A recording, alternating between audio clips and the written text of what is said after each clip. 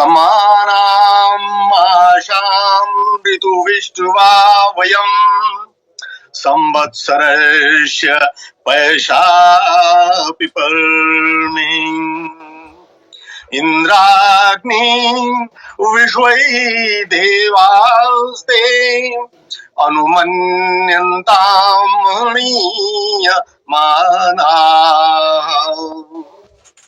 द्वादश हृदयश्चक्रमेकम् त्रीनव्यानि कौतचिके तत्राहतास्त्रीणि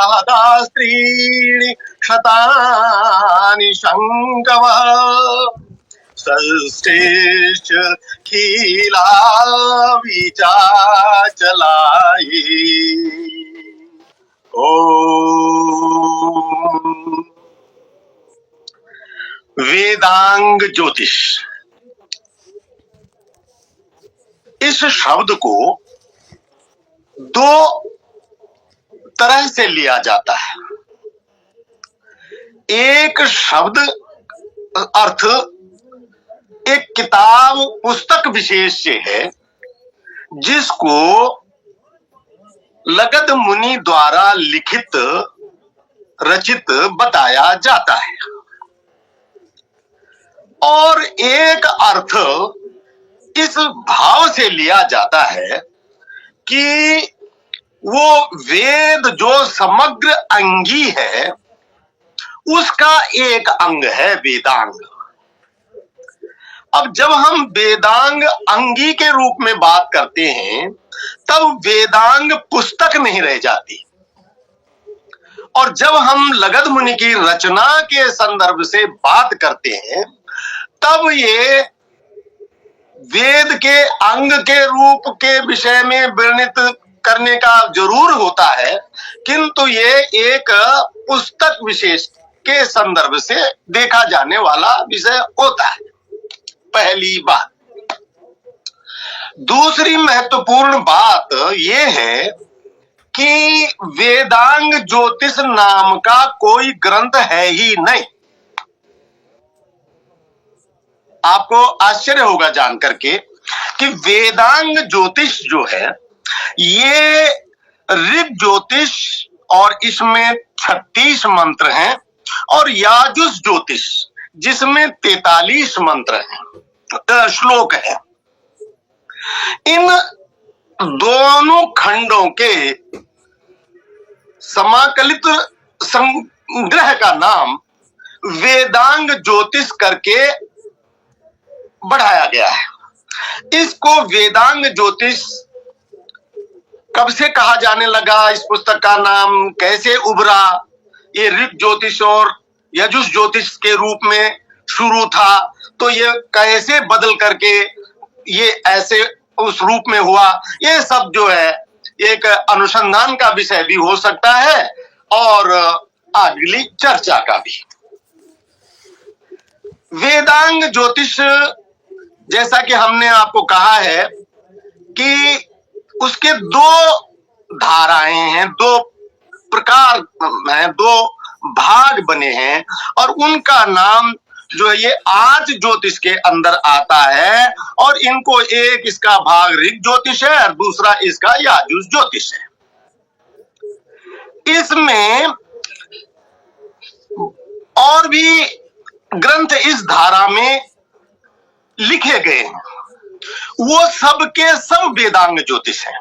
उदाहरण के लिए जैसे पाराशर संहिता है, गर्ग संहिता है, पैतामह सिद्धांत है, वशिष्ठ सिद्धांत है, और भी आगे कुछ संहिताएं पुस्तकें ग्रंथ लिखे गए हैं, जैसे आपका रोमक सिद्धांत आगे चल करके, और फिर पौलिश सिद्धांत।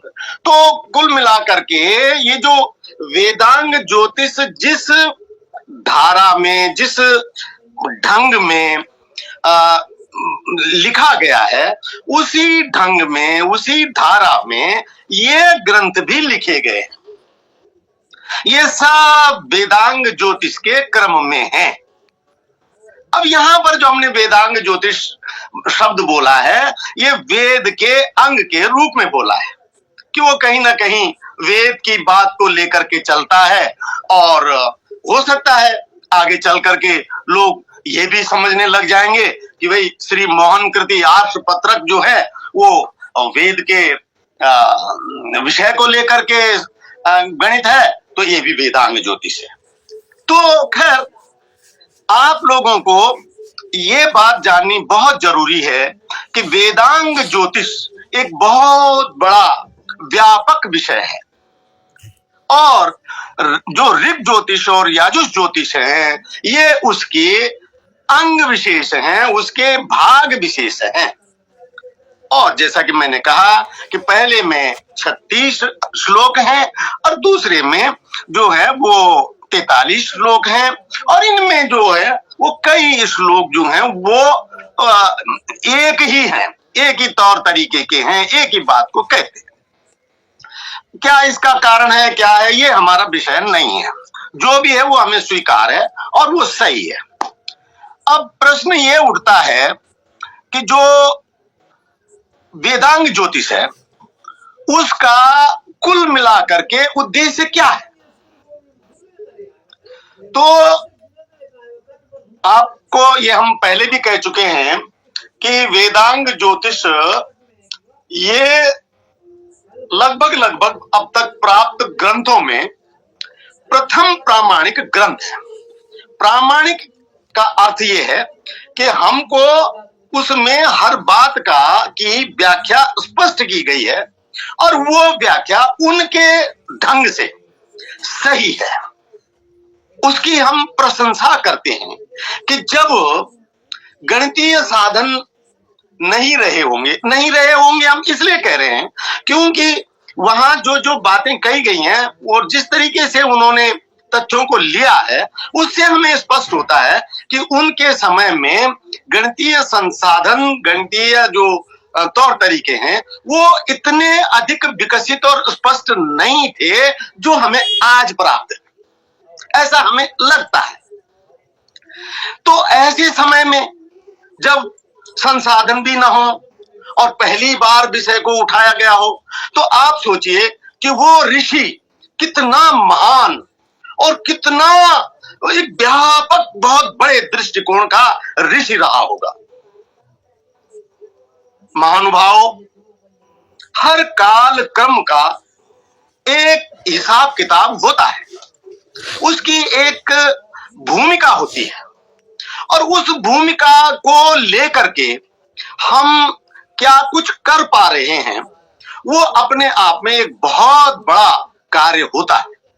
कालांतर में विकास क्रम के अंतर्गत वो प्रयास हो सकता है कि उस अर्थ में बहुस्वीकृत न हो, या हो सकता है वो आलोचना का विषय बन जाए। ये सब बाकी बातें बाद की हैं, लेकिन उस समय पर उस व्यक्ति ने जो काम किया है वो अद्भुत, अद्वितीय और हमारी आज के दृष्टिकोण से अकल्पनीय था।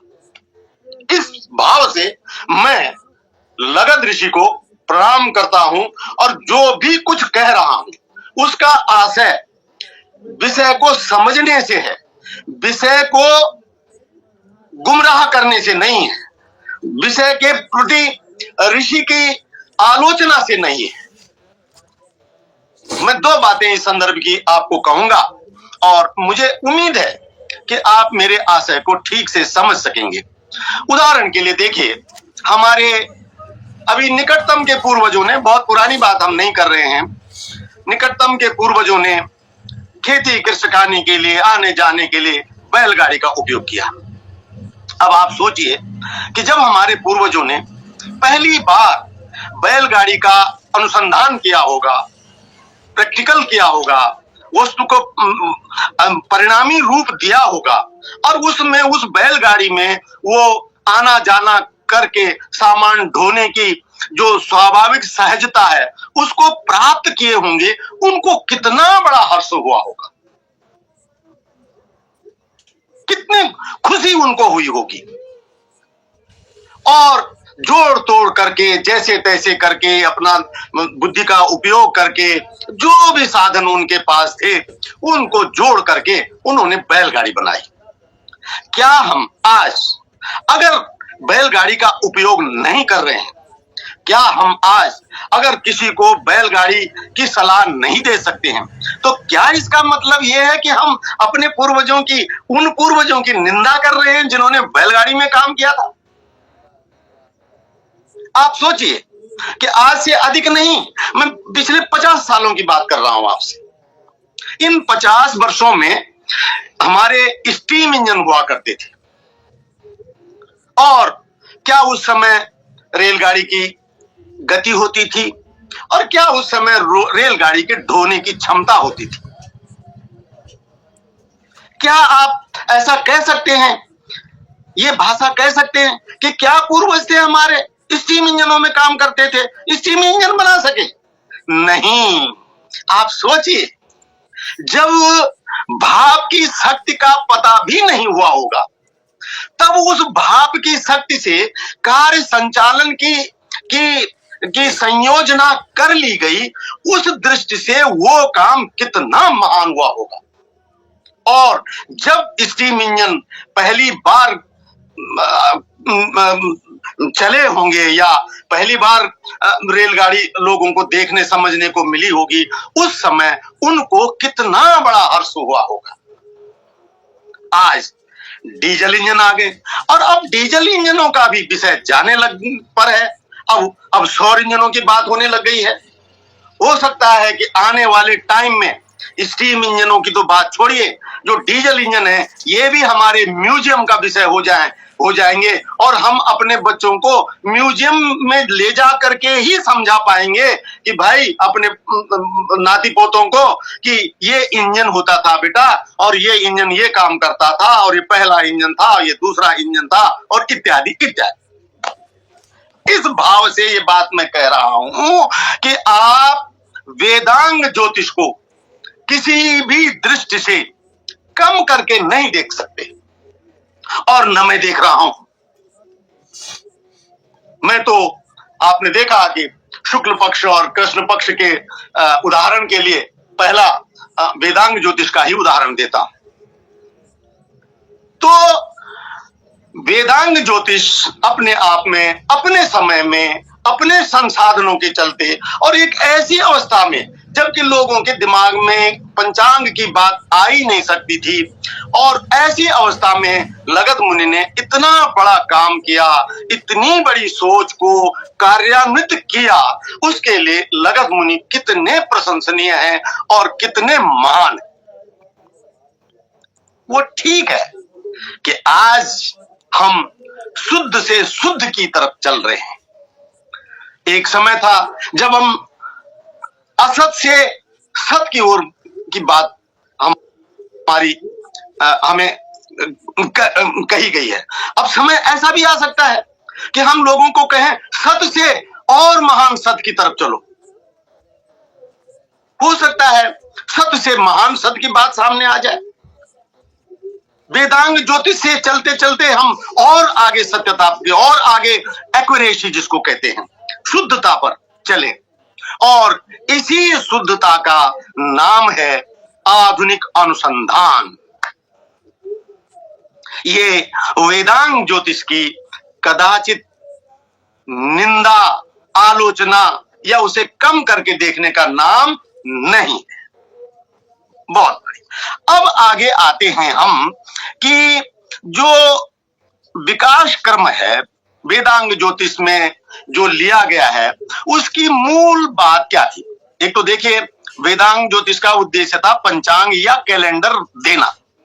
इसके सिवाय उनका कोई दूसरा उद्देश्य नहीं था। सारी सोच, सारी जो गणित, सारा जो हिसाब किताब है, वो सारा जो है एक कैलेंडर निर्माण के लिए था। और उस कैलेंडर निर्माण के लिए उन्होंने, आप देख रहे हैं कि वेदांग ज्योतिष में करण नहीं है, वेदांग ज्योतिष में योग नहीं है। तो इस दृष्टि से देखा जाए तो वेदांग ज्योतिष भी अपने आप में एक तिथि पत्रक है।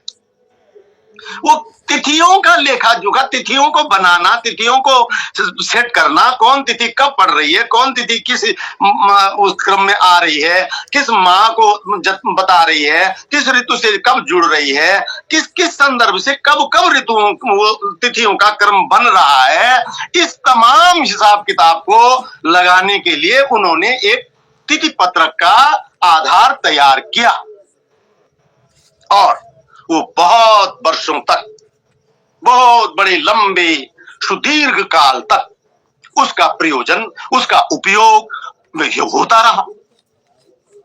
लेकिन अब आज आपके सामने एक नई स्थिति पैदा हो गई है जो आप देख रहे हैं, आप प्रत्यक्ष गवाह हैं उस स्थिति के, कि समस्त उत्तर भारत में चैत्रादि चलता है और अधिकांश दक्षिण भारत में, और यहां तक कि आपके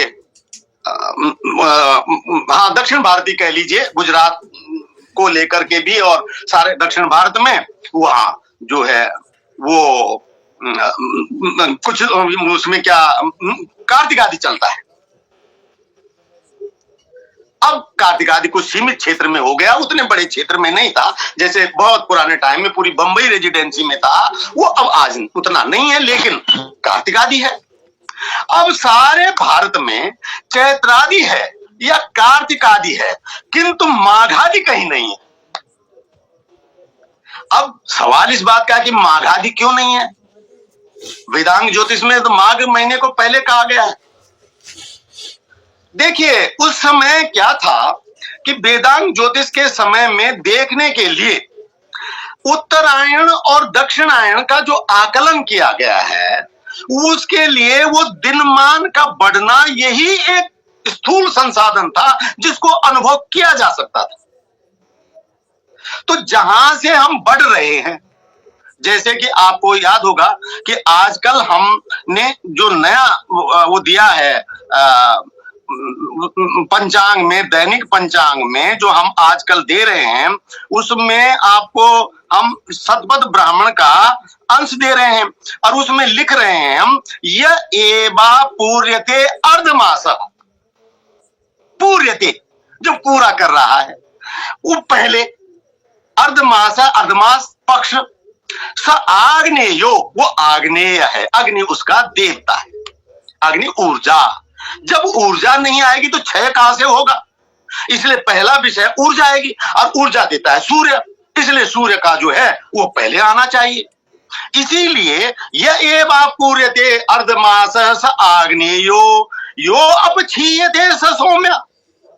अब जब भरेगा नहीं तो क्षीण कहां से होगा, इसलिए वो बहुत तर्क संगत विचार लिया है ऋषियों ने कि पहले उत्तरायण और बाद में दक्षिणायन, पहले बढ़ने की बात, पहले शुक्ल पक्ष और तब कृष्ण पक्ष, ये क्रम है। तो इसके लिए उन्होंने पहला अग्नि का पक्ष रखा, फिर सोम का पक्ष रखा, पहले प्रकाश वृद्धि का पक्ष रखा और फिर प्रकाश के घटने का पक्ष रखा। बिल्कुल ठीक किया। लेकिन आज का चिंतन, आज हमें बहुत संसाधन, आज हम गणित के रूप में बहुत शुद्धतम रूप से चलने लग गए और हमारे पास जो उत्तरायण और दक्षिणायन को गिनने का, देखने का, आकलन करने का बहुत ही सिद्धांत सम्मत आधार उपस्थित है। तो अब ये है कि अब हमारी सोच बदल गई। अब हम हमारी सोच ये हो गई है कि जब सृष्टि के आदि में सारे ग्रह एक क्रम में रहे होंगे तो कहां से चले होंगे, तो उनके उस क्रम के लिए उत्तरायण तो बहुत बाद की बात रही होगी। उत्तरायण में कहां से आ जाएंगे शुरू, चलना तो शुरू से होगा ना, संख्याएं शून्य से शुरू होंगी। जब भी गिनती का क्रम अपने क्रम में लाया जाएगा तो शून्य से 1 2 3 4 ऐसे बढ़ेंगे। हम सीधे 44 45 50 पर नहीं पहुंच जाएंगे। तो जो उत्तरायण को शुरू में लेने का क्रम है, ये है गिनती को सीधे 50 पे ले जाना। ये अब अनुभव में आई बात, और चूंकि उसके लिए हमारे पास तौर तरीके, गणितीय संसाधन भी थे, इसलिए हम इस बात ये चिंतन अब आया हमारी बुद्धि में। दूसरी बात कि आपने देखा कि जो वेदांग ज्योतिष है उसमें गणितें बड़ी स्थूल हैं और सुविधा की दृष्टिकोण से ली गई है। जैसे उदाहरण के लिए मध्यम मान लिया गया, ग्रहों का सब सारा गतियों का मध्यम मान, तिथियों का मध्यम मान, सब मध्यम मान लिए गए हैं। औसत मान से जो मान आता है उसको एक मध्यम मान लिया गया। दिनों का हिसाब भी उसी ढंग से है। आज हम बोलते हैं, कोई हमारे सामने बोलता है कि यह वर्ष का मान 365 दिन 6 घंटे 48 मिनट और 15 सेकंड है, तो उसके बगल में दूसरा बोलता है कि गलत बोल रहे हो तुम, 365 दिन 6 घंटे 48 मिनट और 22 सेकंड है। वो 5-6 सेकंडों के लिए गलत बता रहा है आदमी को।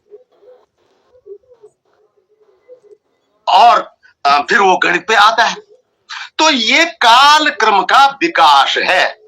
महानुभाव, मैं एक बात जरूर आपसे कहना चाहूंगा कि विकास क्रम जैसे भौतिक जगत में चलता है, जैसे भौतिक जगत माने भौतिक वस्तुओं में कहना, जैसे बैलगाड़ी से हम आज रेलगाड़ी और जहाज पे आ गए हैं, ठीक ऐसा ही शास्त्र में भी चलता है। ऐसा नहीं है, विकास क्रम साहित्य में भी चलता है। पहले की जमाने में आप देखिए, आज हमको तुलसी जैसा साहित्य ढूंढे नहीं मिलता कोई लिखने वाला, वाल्मीकि जैसा कवि ढूंढे नहीं मिलता, लेकिन आज कविताओं का ढंग बदल गया, विचारों को रखने का ढंग बदल गया है और उनको भी लोग, उन कविताओं को भी बड़ा ऊंचा सम्मान दे रहे हैं। तो कहने का तात्पर्य ये है कि विकास क्रम केवल भौतिक रूप से नहीं होता, वो शास्त्रीय रूप से भी होता है।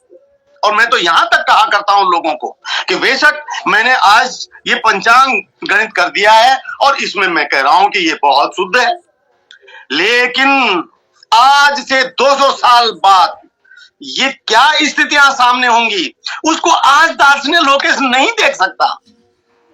हो सकता है 200 साल बाद कोई ऐसा एक नया दार्शनिक पैदा हो कि वो कहे कि नहीं, दार्शनिक के पंचांग में भी ये कमी थी, और उसे लोग एक्सेप्ट कर लें। तो मैं यहां पर इस बात को कहकर के ये आपसे अनुरोध करना चाहता हूं कि विकास क्रम के अंतर्गत जो भी हमारे को उपलब्ध होता है वो हमें स्वीकार करना होता है और स्वीकार करना चाहिए। अगर स्वीकार नहीं करेंगे तो हम पिछड़ जाएंगे। तो वेदांग ज्योतिष में जो वर्षारंभ को की बात मैंने कही, और भी बातें मैं ला रहा हूं, जैसे कि आप देखिए कि सृष्टि आदि की बात है। सृष्टि आदि में मैंने शुक्लादि को की बात रखी और फिर माघारंभ की बात रखी। तो आज जो है माघारंभ से हम चैत्रारंभ पे आ गए हैं, और चैत्रारंभ जो है उसको हम वैदिक कहते हैं। अब एक नया पॉइंट, नया विषय सामने आ गया कि वैदिक क्या है और क्या नहीं है, इसका विचार हम कैसे करेंगे, ये अगला बिंदु है। वैदिक माने वेद के अनुसार, वेद के अनुसार जो सही है वो ही वैदिक कहलाएगा, न कि वेदांग ज्योतिष के अनुसार। ये ध्यान रखें आप, हमको भी न कि वेदांग ज्योतिष के अनुसार और यहां तक कि न कि सूर्य सिद्धांत के अनुसार। हमारे पास जो अंतिम अधिकार पत्र है, अंतिम घोषणा पत्र है, वो हमारा वेद है। अगर कोई चीज वेद के अंतर्गत चल रही है तो उसको ही हम वैदिक कहेंगे, अन्यथा वैदिक शब्द का एक उपयोग है पर वो सदुपयोग है या नहीं ये नहीं कहा जा सकता। आशा है आप मेरे भाव और विचार को ठीक से समझ रहे होंगे। एक उदाहरण देकर के फिर आगे चलते हैं। देखिए, वेदांग ज्योतिष ने नक्षत्र समान लिए हैं और 27 लिए हैं, जबकि आप जानते हैं कि वेद में, ऋग्वेद में भी 28 नक्षत्र कहे गए हैं और अथर्ववेद में बाकायदा उनकी सूचीबद्ध तरीके से 28 नक्षत्रों को कहा गया है। अब हम देख रहे हैं कि हमको आज 28 नक्षत्रों पर हमारी दृष्टि गई है, तो हमारे सामने एक समस्या पैदा हो गई कि भाई ये 28 नक्षत्र कहां से कहां तक हैं। तब हमने देखा कि सूर्य सिद्धांत तो 28 नक्षत्र दिखा रहा है और उन 28 नक्षत्रों को असमानता के दृष्टिकोण से भी दिखा रहा है। तो अभी हमारे सामने नया विषय पैदा हो गया।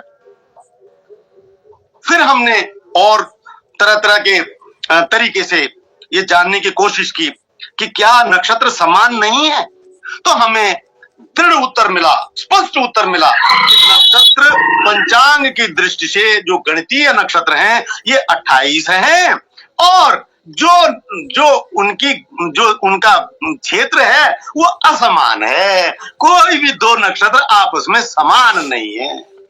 अभी कितनी बड़ी बात पता लग गई।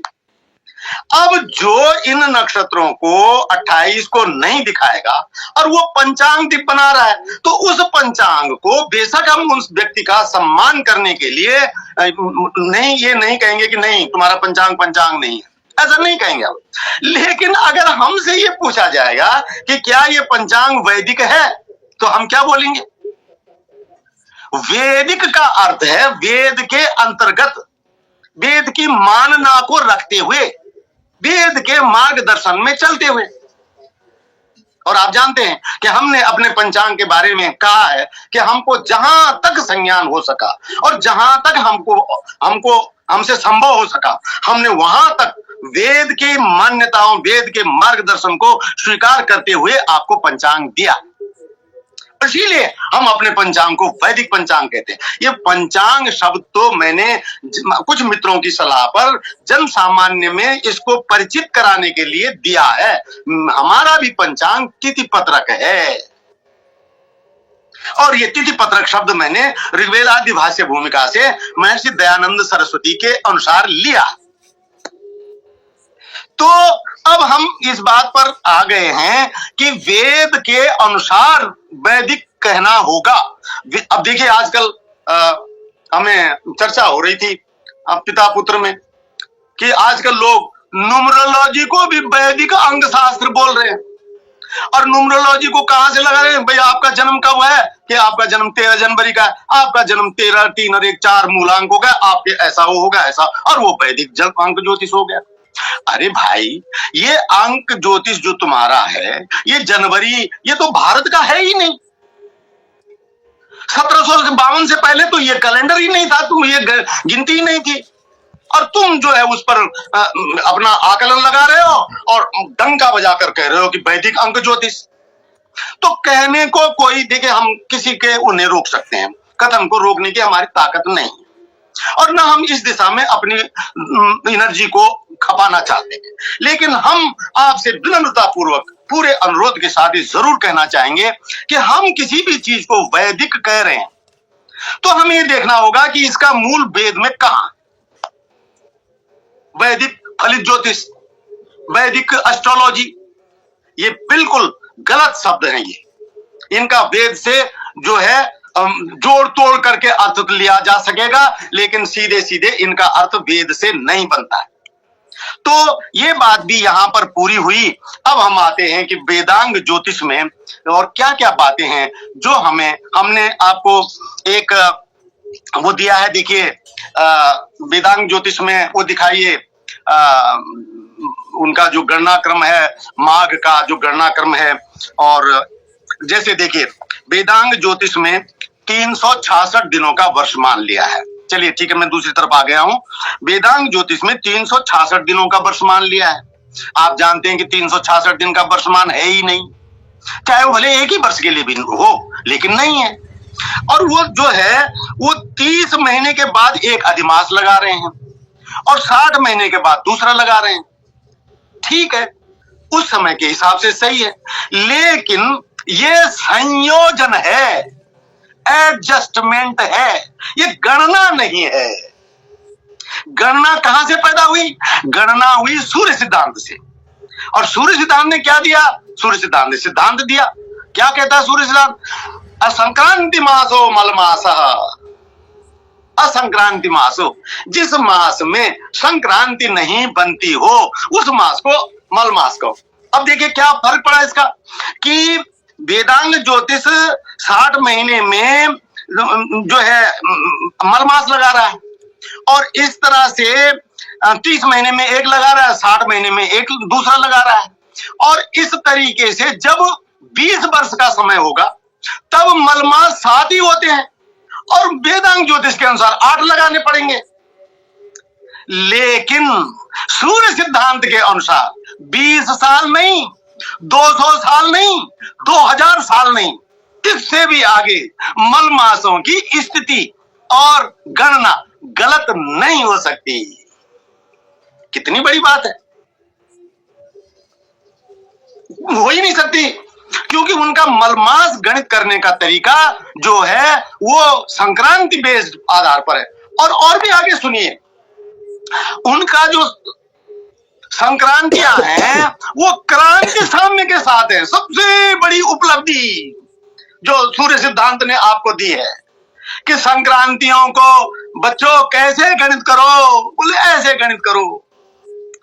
अगर शून्य क्रांति होगी तो सूर्य का भोगांश शून्य होगा। अगर परम क्रांति होगी तो सूर्य का भोगांश या तो 90 अंश होगा और या 270 अंश होगा।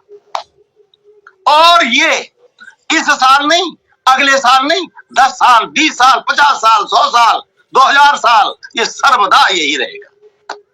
अब वो शर्त अलग है जो मैंने आपको शुरू में भी कही कि आज मुझे जहां तक दिख रहा है वहां तक ही है। अब हो सकता है कि आगे चल करके 2000 साल में कोई नई स्थिति सामने ऐसी आई कि फिर सिद्धांत में संशोधन करना पड़े, तो स्वागत है। वहां मैं ये नहीं कहूंगा कि उसने मेरा निरादर कर दिया है ना, बिल्कुल नहीं। तो सूर्य जो है वो परम क्रांति पे जब होगा तो उसकी स्थिति कहां होगी? जो वर्तमान में प्रचलित पंचांग है उनमें इन सिद्धांतों का नाम तक नहीं है, कहीं नाम तक नहीं है। पूरे भारत में जितने भी पारंपरिक पंचांग प्रकाशित हो रहे हैं, पर खैर मैं यहां वेदांग ज्योतिष पर रहूंगा, ये विषय फिर अलग का है। लेकिन आपको मैं ये बताना चाह रहा था कि 20वें वर्ष में वो 8 आ गए, अब उन्हें 8 समायोजित कर लिए। तो जो वेदांग ज्योतिष है ये समायोजन का क्रम है। अब आप समझ लीजिए, समायोजन ये गणितीय नहीं है। ये ऐसा है कि जैसे मैं ये सोफे पे बैठा हूं, ये 3 लोगों का बैठने का है। अब मेरे घर आ गए 5 लोग, मेरे पास दूसरी कुर्सी है नहीं, तो यार इसी में एडजस्ट कर लो। 5 भी आ गए तो ये 5 सीटों का हो गया सोफा। एक बहुत सामान्य से भी मेरे बात, सामान्य व्यक्ति भी मेरी बात समझ जाए, इसलिए मैं इस तरह के उदाहरण दे रहा हूं। आप में जो बहुत बड़े विद्वान हैं और जो ज्योतिष समझे वो मुझे इस बात के लिए क्षमा करेंगे कि ये तो बहुत छोटा सा उदाहरण है, लेकिन नहीं, ऐसा नहीं है। तो समायोजन जो है वो नहीं चलेगा। चलेगा क्या? संशोधन चलेगा। और संशोधन उसका आधार होना चाहिए, उसका गणितीय आधार होना चाहिए। और वो जो गणितीय शुद्धता है ये जो है ये सूर्य सिद्धांत ने विकसित की है। और ये मैं नहीं कह रहा हूं, आज मैं आपको प्रमाण दूंगा कि ये कौन कह रहा है। और उसको प्रमाण को देने से पहले मैं आपको एक छोटा सा संदेश सुनाना चाहता हूं। देखिए, ज्योतिर्गणितम के लेखक हुए हैं वेंकटेश केतकर, और तब आऊंगा उस प्रमाण पे तो आपको ठीक से समझने में आ जाएगा। वेंकटेश केतकर, वेंकटेश केतकर ने एक बहुत बड़ी बात आगे प्रकट कर दी। वो बात सूर्य सिद्धांत ने भी प्रकट की है। तो वेंकटेश केतकर कह रहा है कि अग्रे यदा दृग्गणांतांतरम स्यात् शनैश्चोपचित्ते तदा वे तत्कारणानि क्रमशो विचार्य ग्रंथान् पठिष्ठाः परिशोधयेयुः। ये है, अग्रे यदा दृग्गणितांतरम स्यात् शनैश्चोपचित्तम तदा वे तत्कारणानि क्रमशो विचार्य ग्रंथान् पठिष्ठाः परिशोधयेयुः। टंका बजा करके बात कह दी है कि भाई लोगों, ये जो है अग्रे यदा दृग्गणितांतरम स्यात्, आज तक हमने ये कर दिया है। देखो कितनी निष्पक्ष बात लिखी है इस महापुरुष ने, कितना उज्जवल मार्गदर्शन किया है हमारा। लिख रहे हैं कि अग्रे यदा, आगे चल करके अगर दृग्गणितांतरम, दृग में अंतर आ जाए, आप सूर्योदय का समय दे रहे हैं तो उस समय सूर्योदय दिखना चाहिए। अगर आपका सूर्योदय समय पर सूर्योदय नहीं दिख रहा है तो दृग्गणितांतरम, ये अंतर की बात हो गई। तो वेंकटेश केतकर कह रहे हैं तदा वे तत्कारणानि, तब इस कारण से किस कारण से? कि जो आप कह रहे हैं वो दिखाई नहीं दे रहा है। इस कारण से क्रमशो विचार्य ग्रंथान पठिष्ठाः परिशोधयेयु। भाई अपने ग्रंथों को फिर से पढ़ो और उनमें सुधार करो। यही सुधार की बात पर हम चले हैं और चल रहे हैं। फिर देखिए यही चीज सूर्य सिद्धांत ने कही, और बड़ी गजब की बात सूर्य सिद्धांत ने, इतना अच्छा ये बात लगी, आपको भी लगेगा। क्या बात कही है? कहे तत्तत् गतिपथा नित्यम यथा दृक् तुल्यताम ग्रहा। वही बात कही है जो कि वेंकटेश केतकर कह रहे हैं। तत्तत् गतिपथा नित्यम यथा दृक् तुल्यताम ग्रहा प्रयाति तत् प्रवक्ष्यामि स्फुटीकारणम मादरा। तत्तत् गतिपथा नित्यम, उस हिसाब से चलिए जिससे कि आपको यथा दृक् तुल्यताम ग्रहा, कि दृक् तुल्यता के अनुसार आप ग्रहों को देख रहे हो, ऐसा चलिए। ऐसा मत चलिए कि आप किसी दिन संक्रांति बता रहे हैं और उस दिन संक्रांति हो ही नहीं रही है। ये कह रहा है सूर्य सिद्धांत। तत्तत् गतिपथा नित्यम यथा दृक् तुल्यताम ग्रहा प्रयाति तत् प्रवक्ष्यामि स्फुटीकारणम मादरा। आपकी स्पष्टता के लिए स्फुटीकरण मादरा, आदर पूर्वक कह रहा हूं मैं, आदर से कह रहा हूं, पंचमी विभक्ति लगाकर बात कर रहे हैं सूर्य सिद्धांत में। तो स्फुटीकरण स्पष्ट करने के लिए मैं पूरे आदर और विनय के साथ आप लोगों से यह कह रहा हूं कि प्रयान्ति तत्प्रवक्ष्यामि, उस चीज को जो आप देख रहे हैं उस अंतर को खत्म करते हुए जो दिखेगा उसके लिए मैं आपको प्रेरित करता हूं। ये बात है सूर्य सिद्धांत की। और मैं नहीं समझता हूं कि ये चीजें जरा भी किसी को ऐसी लग रही होंगी कि अगर हम इन पर आज काम कर रहे हैं तो हम वेदांग ज्योतिष को कम करके देख रहे हैं। ऐसा बिल्कुल भी नहीं। हम शास्त्रीय विकास क्रम को स्वीकार कर रहे हैं और यही आपको भी करना चाहिए, सबको करना चाहिए। आइए अब आइए बात, ये ग्रंथ है, इसका नाम है पंच सिद्धांतिका। ग्रंथ का नाम पंच सिद्धांतिका, ये बराह मिहिर द्वारा लिखित संकलित है। और इस पुस्तक में एक बहुत बड़ा वो किया गया है, घोषणा की गई है। और वो घोषणा क्या की गई है, ऊपर पहले सबसे पहले मैंने आपको वेदांग ज्योतिष के अनुसार कौन कौन से ग्रंथ हैं वो भी मैंने स्पष्ट किया हुआ है, उस बात को लेकर के चलना। वहां पर जो पौली सिद्धांत और जो वशिष्ठ सिद्धांत है उसकी बात की गई है, जो मैंने शुरू में आपको बताया था कि वेदांग ज्योतिष में तो ये ग्रंथ भी हैं। तो अब ये पंच सिद्धांतिका में बराह मिहिर क्या कह रहे हैं, पौलिस स्थिति स्पष्टासौ तस्यासन्नस्तु रोमक प्रोक्तः स्पष्टतरः सावित्रः। बड़ा सुंदर, बहुत स्पष्ट घोषणा कर दी। स्पष्टतरः सावित्रः परिशेषो दुरभिभ्रष्टो। बराह मिहिर कह रहे हैं कि पौलिस सिद्धांत से जो ज्ञात तिथियां होती है, बिल्कुल पढ़ के सुना रहा हूं, पौलिस सिद्धांत से ज्ञात तिथि स्पष्ट है तथा रोमक सिद्धांत से ज्ञात तिथि उसके आसन्न स्पष्ट है, मतलब करीब करीब ठीक है। पर फिर क्या कह रहे हैं कि सौर सिद्धांत से, यानी सूर्य सिद्धांत से, सौर सिद्धांत से ज्ञात तिथि, हाँ ठीक है, देखिए स्क्रीन पे आपका वो आ गया है। सौर सिद्धांत से ज्ञात तिथि स्पष्टतर है।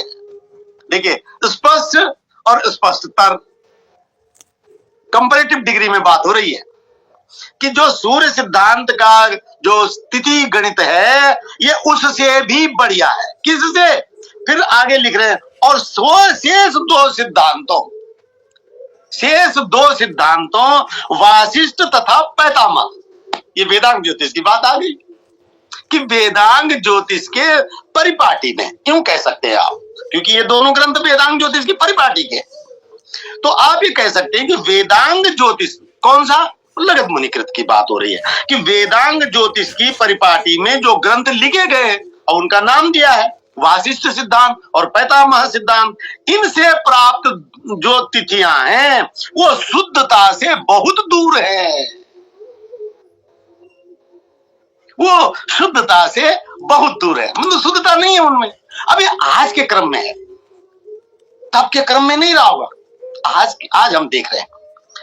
तो जब ये है तो इसी के कारण धीरे धीरे ये जो है ब्राह्मीर का है। मैंने 505 ईस्वी में था ब्राह्मीर। अब कितने साल हो गए? 5वीं शताब्दी से 6वीं शताब्दी से कितने साल हो गए? इतने सालों में ये स्थिति सामने आ गई कि पूरे भारतवर्ष में कहीं भी जो है वो माघादि का कैलेंडर नहीं, क्योंकि इन्होंने स्पष्ट कर दिया कि इसमें ये कमी है। और उस कमी को अब क्यों रखना चाहिए? अब तो हम उस बात को रखेंगे जिससे कारण गलतियां नहीं, कम से कम हो जाए, बिल्कुल कम से कम हो जाए या न रहे, तब तो बात है। क्योंकि धर्म कर्म कांड में जो है वो गणितीय शुद्धियों का बहुत अर्थ है, और वो हम तभी प्राप्त कर सकते हैं जब हमारी गणना विधि भी सही हो। अगर गणना विधि सही नहीं है तो हमको वो शुद्धि, हम उसका अनुरक्षण, उसका मेंटेनेंस कर ही नहीं पाएंगे। बहुत दिनों की वो चल रहा है। देखिए, अब आपको हम लाते हैं एक और बिंदु पर। धीरे धीरे समय की मेरे सामने स्थिति हमेशा ही आ जाती है, और क्या करा जाए। देखिए, बहुत बातें हैं कहने को, लेकिन मुझे लगता है कि मुझे थोड़ा कट शॉर्ट करना पड़ेगा। अब देखिए, जैसे आप देखते हैं कि जो है वेदांग ज्योतिष में राहु और केतु नहीं है, ऐसा आम आदमी मान सकता है। बिल्कुल कतई गलत नहीं है, आम आदमी ये मान सकता है कि उसमें राहु केतु नहीं है, ऐसा आम आदमी ये मान सकता है। लेकिन ऐसा नहीं है कि वेदांग ज्योतिष में राहु केतु नहीं है। वेदांग ज्योतिषकार को राहु केतु का ज्ञान था, लेकिन चूंकि उनका उद्देश्य कैलेंडर देने से था, उनका उद्देश्य ग्रहण गणित करने से नहीं था, इसलिए उनका जो है उन्होंने उस विषय को ज्यादा खोला ही नहीं। लेकिन हम आपको एक प्रमाण ऐसा देंगे जिससे आपको स्पष्ट हो जाएगा कि वेदांग ज्योतिषकार को राहु केतु का पता था।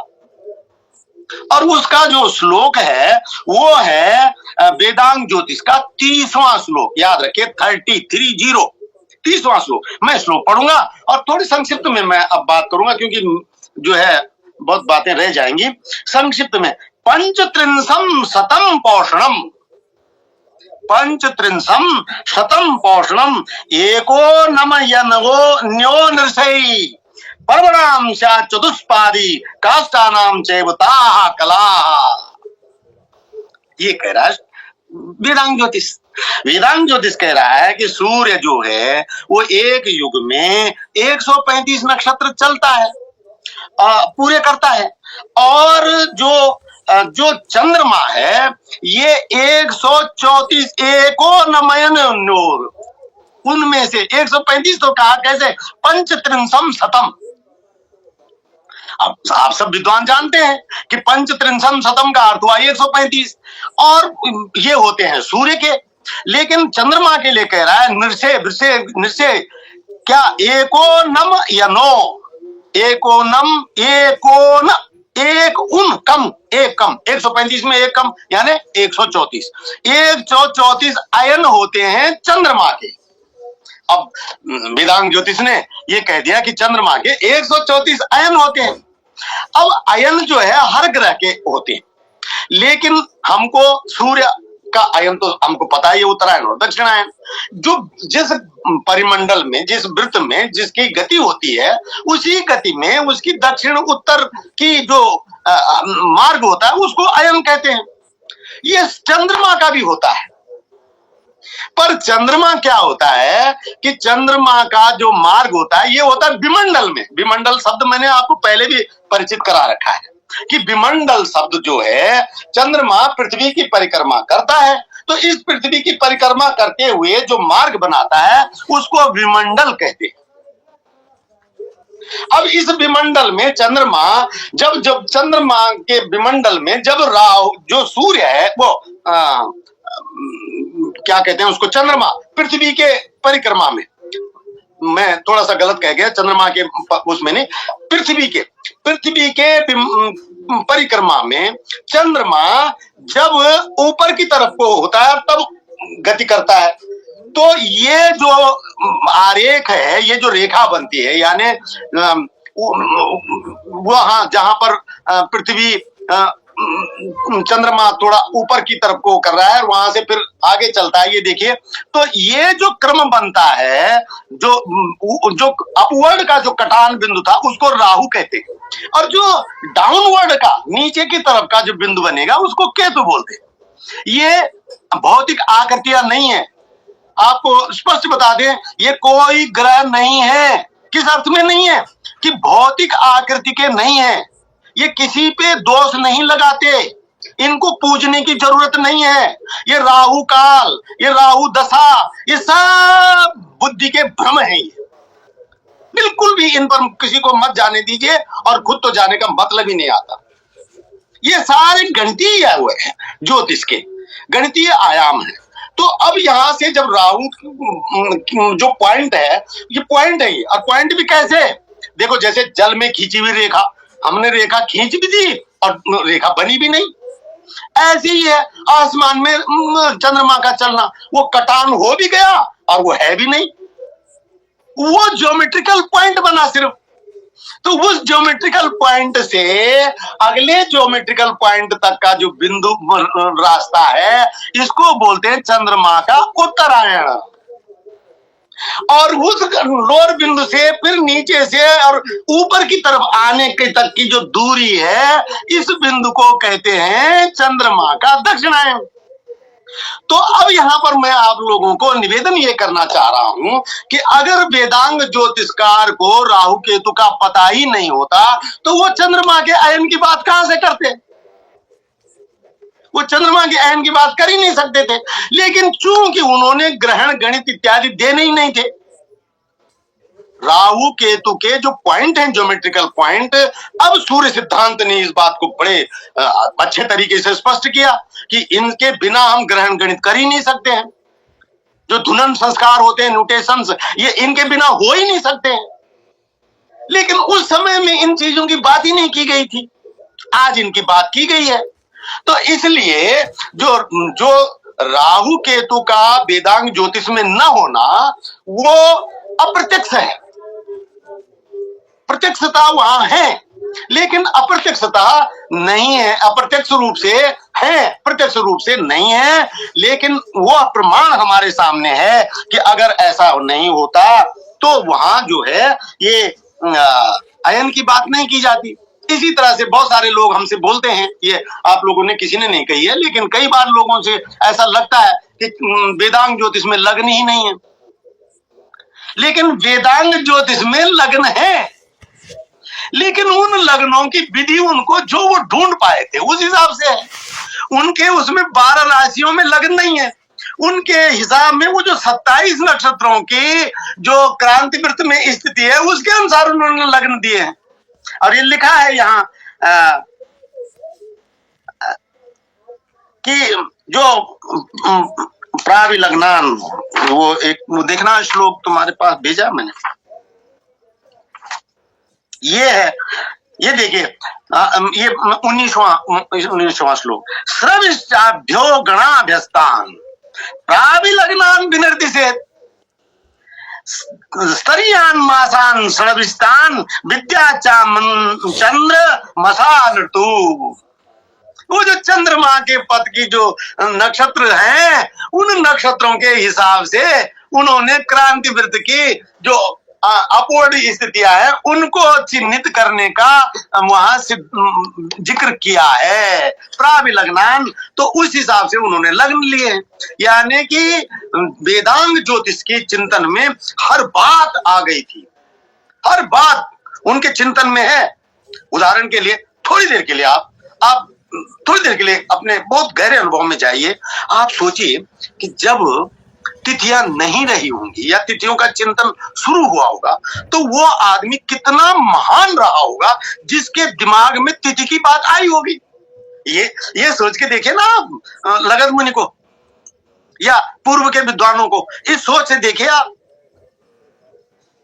कि उस समय जो है, अगर आज की स्थिति में हम जो काम कर रहे हैं और उस स्थिति का काम अगर पहले व्यक्ति के करने का नाम नहीं था लेकिन उसकी सोच में वो था, तो कितनी बड़ी बात रही होगी।